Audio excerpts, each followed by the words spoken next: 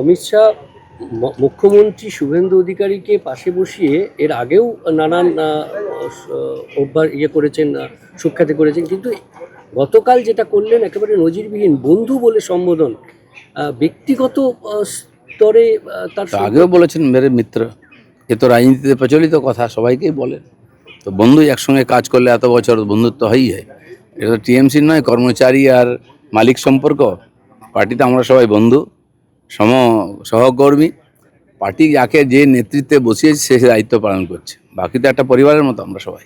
যাদবপুরে দুই দল ছাত্রের সংঘর্ষ, ক্যাম্পাস রাজনীতি কি আবার হিংসার জায়গা হচ্ছে? দেখুন, পরিবর্তন হলে কিছু তো নড়াচড়া শব্দ হয়। আমার মনে হয় আস্তে আস্তে সব ঠিক হয়ে যাবে। কিছু তো পরিবর্তন হওয়ার দরকার আছে। আর যাদবপুর একটা এক্সেপশনাল, ওটা একটা আইল্যান্ডের মতো। ওখানকার যারা আন্দোলন করে, রাজনীতি করে, তারা ভাবে এটা ভারতবর্ষের বাইরে একটা কোনো জায়গা। ভারতবর্ষের সংবিধান চলবে না, ভারতবর্ষের রীতিনীতি চলবে না, কথাবার্তা স্লোগান চলবে না, বিদেশি স্লোগান চলবে।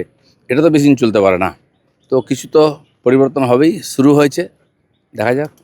অধ্যাপক, ভাইস চ্যান্সেলর, তাদেরকে ঘেরাও করে রাখা, শিক্ষাক্ষেত্রে পড়ুয়ারা শিক্ষাক্ষেত্রে নজির থেকে বেরিয়ে আসবে কবে? এই কালচার তো রক্তের মধ্যে চলে গেছে। আর যারা এটা অপারেট করে তারা ভাবছে এরকমই চলবে।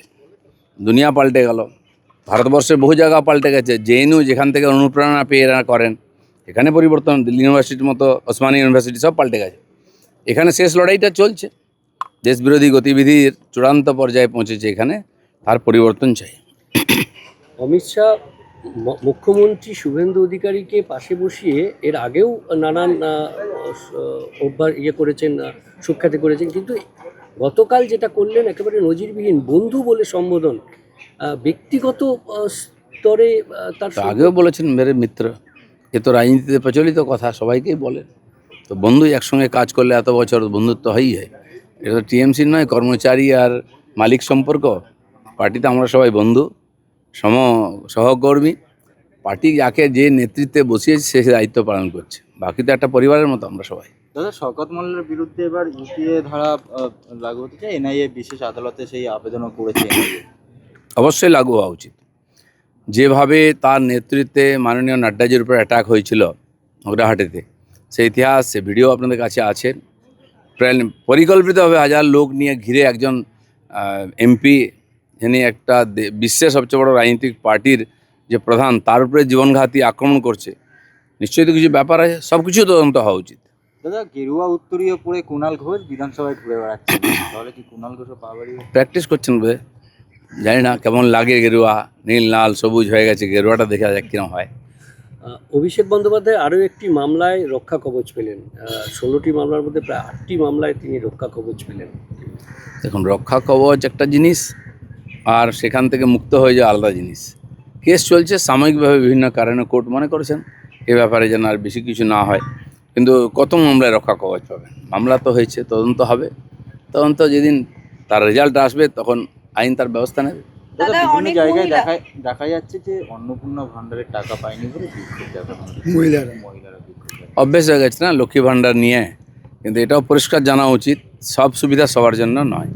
কেন্দ্র সরকার অনেক প্রকল্প করেছে, রাজ্য সরকার করেছে, তার একটা সীমা আছে। তার জন্য ক্রাইটেরিয়া ঠিক করা হয়েছে, তার মধ্যে যারা আসবেন তারা পাবেন। সবাই এই দান ধ্যানে সবাইকে দেওয়া হবে, এই অভ্যাস খারাপ করে দিচ্ছে টিএমসি। এটা সবাইকে বুঝতে হবে, এটা চলতে পারে না। রাহুল গান্ধী থানা থেকে শুরু করে ডিসি সমস্ত জায়গায় কালকে ধর্ণা দিলেন, একজনকে সঙ্গে নিয়ে। এভাবে কিন্তু তাকে ঝাড়খণ্ডের ছাত্রদের এখানে আসতে সময় পেল। যাই হোক, দিল্লিতে সময় কাটাচ্ছেন এখন এদিক ওদিক করে। ঝাড়খণ্ডে ওনাদেরই সরকার আছে, সে সরকার যা করছে এটা জনবিরোধী, ছাত্রবিরোধী, শিক্ষাবিরোধী, এবং কোর্টও সেটা বলে দিয়েছেন। তো সেই জন্য হয়তো মুখ নেই যাওয়ার ওখানে, দিল্লিতেই উনি ছবি তুলছেন। যাদবপুরে দুই দল ছাত্রের সংঘর্ষ, ক্যাম্পাস রাজনীতি কি আবার হিংসার জায়গা হচ্ছে? দেখুন, পরিবর্তন হলে কিছু তো নড়াচড়া শব্দ হয়। আমার মনে হয় আস্তে আস্তে সব ঠিক হয়ে যাবে। কিছু তো পরিবর্তন হওয়ার দরকার আছে। আর যাদবপুর একটা এক্সেপশনাল, ওটা একটা আইল্যান্ডের মতো। ওখানকার যারা আন্দোলন করে, রাজনীতি করে, তারা ভাবে এটা ভারতবর্ষের বাইরে একটা কোনো জায়গা। ভারতবর্ষের সংবিধান চলবে না, ভারতবর্ষের রীতিনীতি চলবে না, কথাবার্তা স্লোগান চলবে না, বিদেশি স্লোগান চলবে। এটা তো বেশি দিন চলতে পারে না। তো কিছু তো পরিবর্তন হবেই, শুরু হয়েছে, দেখা যাক।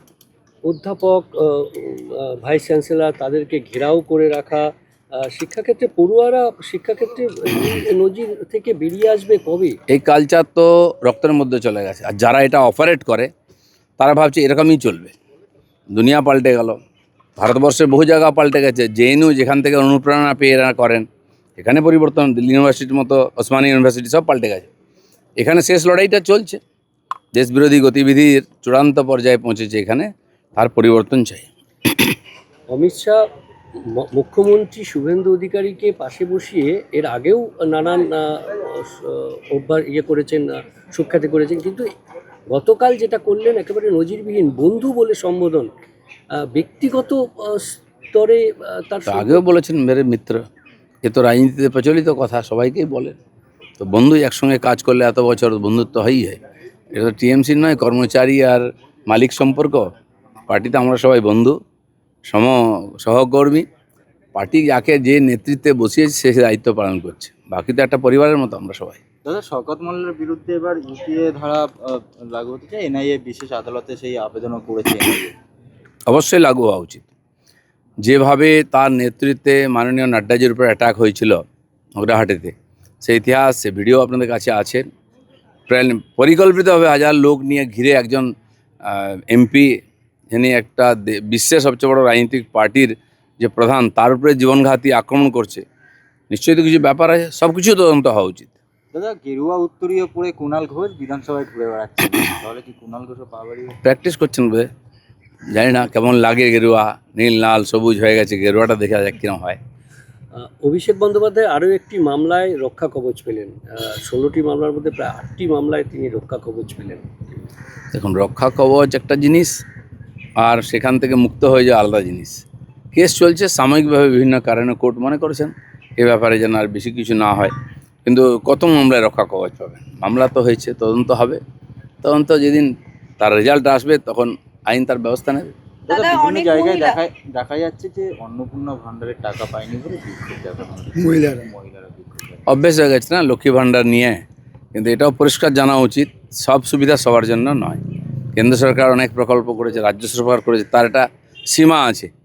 তার জন্য ক্রাইটেরিয়া ঠিক করা হয়েছে, তার মধ্যে যারা আসবেন তারা পাবেন।